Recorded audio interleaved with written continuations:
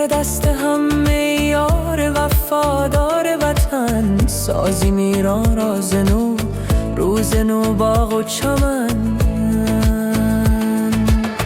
میرسد روز شکفتن ز دل خسته ام امروز،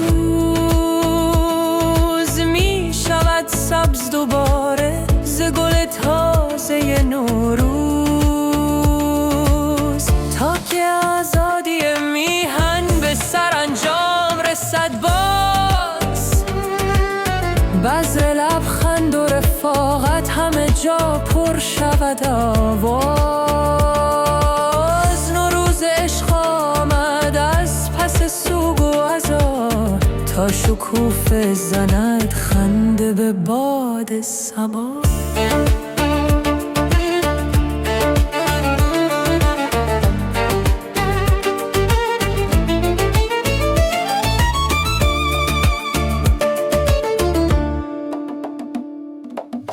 با همه درد غم و سوگ دل مادر داغدار، میزنیم خنده به لب از این نغمه شاکار.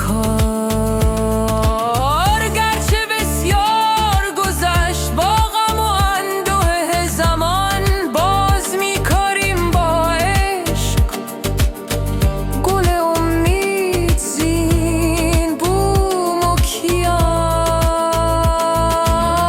آمد آن روز نوی به در منزل ما باز،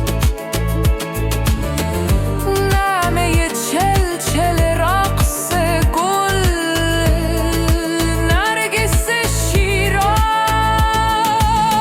گرچه کوراست